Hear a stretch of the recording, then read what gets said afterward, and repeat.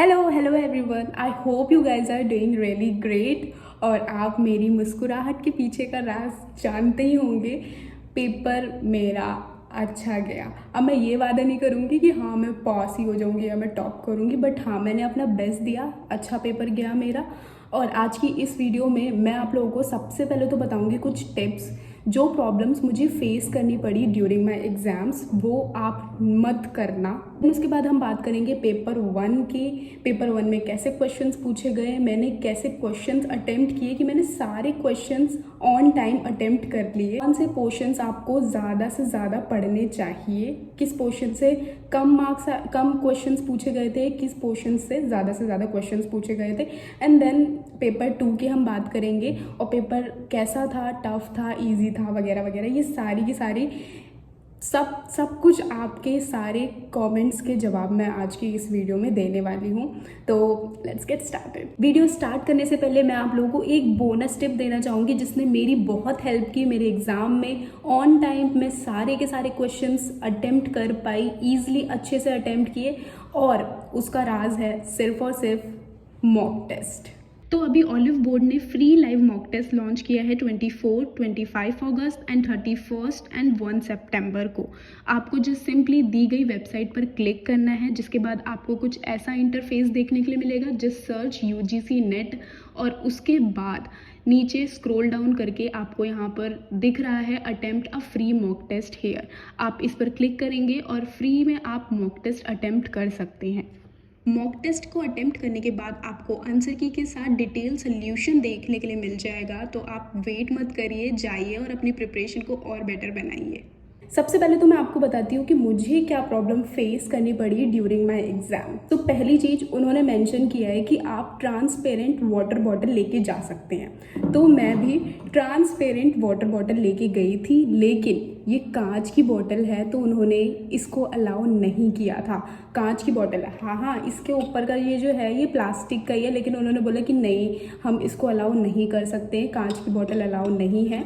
तो आप भी ध्यान रखिएगा कि आप ट्रांसपेरेंट बॉटल ले, लेकिन सिर्फ और सिर्फ प्लास्टिक की ही ट्रांसपेरेंट वाटर बॉटल को कैरी करिए, पहली चीज़। सेकंड थिंग, मैंने अपने हाथों में मेहंदी लगा रखी है क्योंकि रक्षाबंधन था। रक्षाबंधन के 2 दिन बाद ही मेरा एग्ज़ाम था, तो उस टाइम पर बहुत ज़्यादा डार्क मेहंदी लगी थी मेरे हाथों में। तो बायोमेट्रिक में थंब की स्क्रीनिंग होती है तो उसमें प्रॉब्लम फेस करनी पड़ी। 20 से 25 मिनट मेरे वहाँ पर वेस्ट हो गए थे।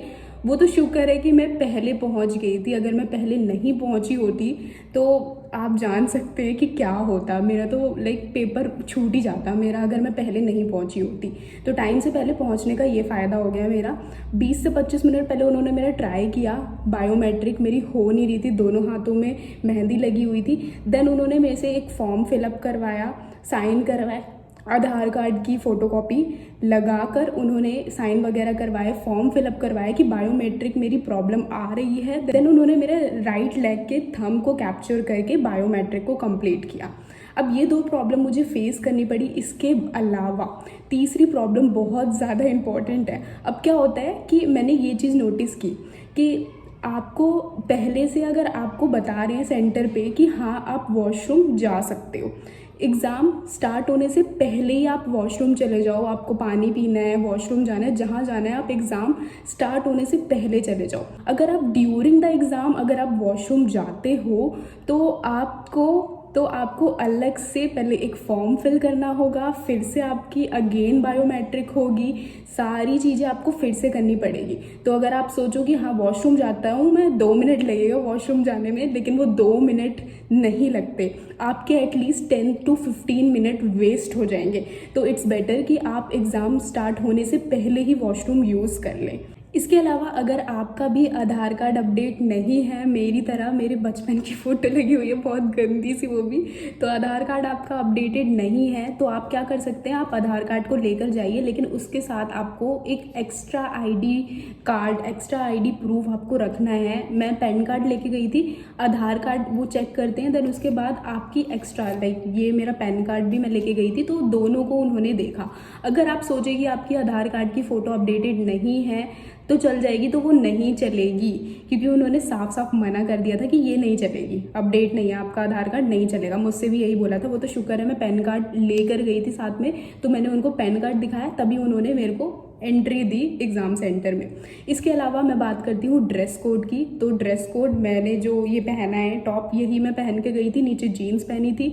शूज़ में अब उसमें मेंशन है, मानती हूँ मैं, मेंशन है कि हाँ आपको शूज़ नहीं पहनने हैं, लेकिन मैं शूज़ पहन कर गई थी। हर कोई शूज़ पहन कर जाता है, कोई प्रॉब्लम, कोई इशू नहीं होता शूज़ से, तो आप शूज़ पहन कर जा सकते हैं। क्योंकि एग्ज़ाम सेंटर ऐसा होता है ना कि बहुत सारे बच्चे बहुत दूर से ट्रैवल करके 3-4 घंटे ट्रैवल करके आ रहे हैं, तो कोई भी चप्पल पहन कर तो यार कोई ट्रैवल नहीं करेगा, दैट्स इम्पॉसिबल, और बहुत ज़्यादा हेजिटेटिंग भी हो जाता है। तो इसीलिए अगर आपको शूज़ पहनकर जाना है तो शूज़ पहनकर आप जा सकते हैं। ये ध्यान रखिएगा कि आपके जो शूज़ के सोल होंगे वो ज़्यादा मोटे नहीं होने चाहिए, थोड़े पतले सोल के होने चाहिए। और ये नहीं कि आप हील पहन के चले जाओ, हील वगैरह नहीं, आप नॉर्मल से शूज़ पहनकर जा सकते हैं, कोई भी प्रॉब्लम नहीं होगा। अगर आपने हाथ में कोई भी लाइक ब्रेसलेट पहना है, कुछ भी पहना है, वो अलाउ नहीं करेंगे। अगर आपके कानों में भी इयरिंग्स हैं, मैं ये पहन कर नहीं गई थी, मैंने घर आके बाद में पहने हैं, तो कान में भी अगर इयरिंग्स हैं, सोने के हों, चाहे वो कोई से भी हों,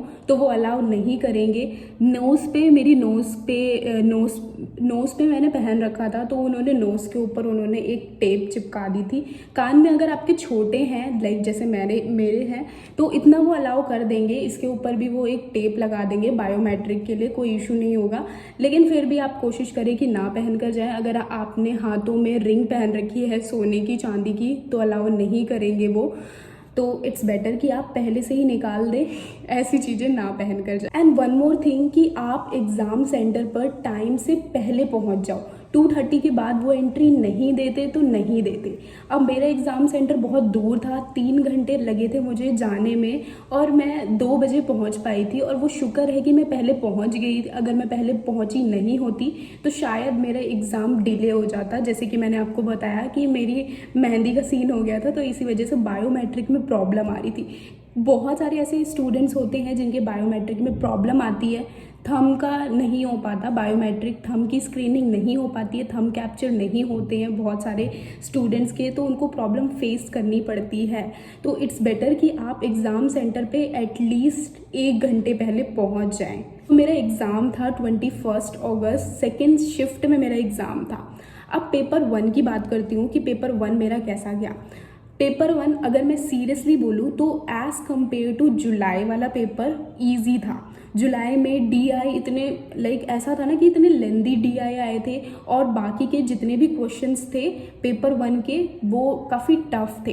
तो उसके कंपैरिजन में जो अभी का एग्ज़ाम हुआ था वो इजी आया था, क्योंकि DI काफ़ी इजी थे। मैंने खुद अटेम्प्ट कर लिए थे DI, मेरे 3 क्वेश्चन तो 3 मार्क्स तो कन्फर्म है DI में। सारे मैं DI के सारे क्वेश्चंस अटेम्प्ट किए थे मैंने, और ईजिली अटेम्प्ट कर पाई थी मैं। तो अगर आपकी मैथ्स ईजी है, बेसिक मैथ अगर आपको आती है, तो आप DI वो कर सकते हो। इस लेवल के DI उन्होंने दिए थे। इसके अलावा लॉजिकल रीजनिंग से काफ़ी क्वेश्चंस आए थे। लॉजिकल रीजनिंग में स्क्वायर ऑफ ऑपोजिशन से क्वेश्चंस आए थे। इंडियन लॉजिक से कोई क्वेश्चंस नहीं आया था, लेकिन इट डजंट मीन कि आप इंडियन लॉजिक्स पढ़े ही ना। इंडियन लॉजिक से नहीं आया था, एक भी क्वेश्चंस नहीं आया था। इसके अलावा और कौन से क्वेश्चन आए थे, एंड मैंने लिख के रखा है यहाँ पे क्योंकि यार इतना याद नहीं रहता। इसके अलावा आए थे research aptitude. Yes, research aptitude से 3-4 क्वेश्चंस आए थे, भर भर के क्वेश्चन पूछे थे उन्होंने रिसर्च एप्टीट्यूड के। Positivism, post positivism, qualitative, quantitative, variable से क्वेश्चन आए थे रिसर्च एप्टीट्यूड के। एंड कम्युनिकेशन के क्वेश्चन आया था, 1 या 2 क्वेश्चन, आई थिंक 1 क्वेश्चन था कम्युनिकेशन का। एंड उसके अलावा हाँ, वेरी इंपॉर्टेंट, ICT से क्वेश्चन पूछे गए थे, सॉफ्टवेयर्स के क्वेश्चन पूछे गए थे कि टीचिंग में कौन से सॉफ्टवेयर का यूज़ किया जाता है, तो आप वो पढ़ना मत भूलिएगा।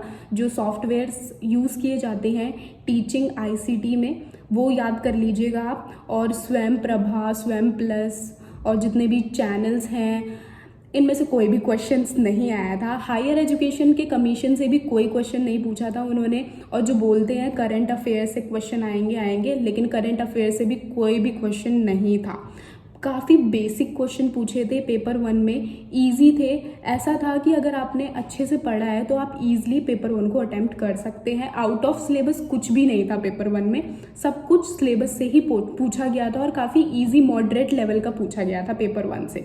इसके अलावा मैं बताऊँ कॉम्प्रीहेंशन की, तो कॉम्प्रीहेंशन हर बार ऐसा होता है ना कि बहुत लेंदी कॉम्प्रीहेंशन आते हैं कि आपको पहले इस साइड से स्क्रॉल करना पड़ता है, इधर स्क्रॉल करना पड़ता है पढ़ने के लिए। लेकिन इस बार कॉम्प्रीहेंशन ईजी था कि आप मतलब जस्ट लाइक आपको नीचे साइड से स्क्रॉल करना है, साइड स्क्रॉल करना है और आप उसको ईजिली रीड कर सकते हैं। ईजी कॉम्प्रीहेंशन भी ईजी आए थे, उससे ईजी क्वेश्चन पूछे गए थे। तो ओवरऑल मैं बात करूँ तो पेपर 1 ईजी था। कोई भी नए टॉपिक से क्वेश्चन नहीं पूछा गया था, सारा सिलेबस से ही क्वेश्चन पूछा गया था। तो अगर आप उन चैनल्स को फॉलो कर रहे हैं जो कि न्यू टॉपिक्स पढ़ा रहे हैं कि हाँ ये 100 मैथ्स के क्वेश्चन कर लो और 10 मार्क्स पक्के, ये वाले जो होते हैं ना चैनल्स, हाँ मुझे पता है कि अनअकैडमी पे ऐसे बहुत सारे, अनअकैडमी या इस टाइम पर ऐसा है ना कि हर कोई मैराथन में लगा हुआ है। तो आप उन मैराथन को छोड़िए, सिर्फ और सिर्फ रिवीजन के ऊपर फोकस करिए, रिवीजन को करिए, क्योंकि सिलेबस के अंदर से ही सारे क्वेश्चन पूछे गए थे। जितना आपने पढ़ लिया है उतना इनफ है, जितनी ज़्यादा आप रिवीजन करेंगे, प्रैक्टिस करेंगे, उतनी हेल्प मिलेगी आपको। इसके अलावा मैं पेपर 2 की बात करूँ, पेपर 2 मेरा इंग्लिश था, तो वो तो इंग्लिश था तो टफ था। पेपर 2 मेरा सेकंड शिफ्ट इंग्लिश था। बोला गया था कि फर्स्ट शिफ्ट का इंग्लिश का एग्ज़ाम, इंग्लिश का पेपर इजी आया है, लेकिन सेकंड शिफ्ट का थोड़ा सा डिफ़िकल्ट था, मॉडरेट लेवल का था। बहुत सारे ऐसे क्वेश्चंस थे जो कि मुझे आते थे, लेकिन बहुत सारे ऐसे क्वेश्चंस थे जिसकी एक्सपेक्टेशन ही नहीं थी। क्रोनोलॉजी वैसे बहुत सारी पूछी जाती है, लेकिन इस बार क्रोनोलॉजी उन्होंने पूछी नहीं थी। 4 से 5 क्रोनोलॉजी या उससे भी कम क्रोनोलॉजी के क्वेश्चंस पूछे गए थे। और इसके अलावा वर्ल्ड लिटरेचर की क्रोनोलॉजी, मूवीज़ की क्रोनोलॉजी उन्होंने पूछी थी। बिल्कुल आउट ऑफ सिलेबस, उन्होंने बिल्कुल आउट ऑफ सिलेबस टॉपिक्स पूछे थे। उन्होंने बहुत कम ऐसे क्वेश्चंस थे जो कि मुझे आते थे, लेकिन हाँ, पर मुझे ऐसे फील हुआ कि हाँ ठीक है, मॉडरेट लेवल का है।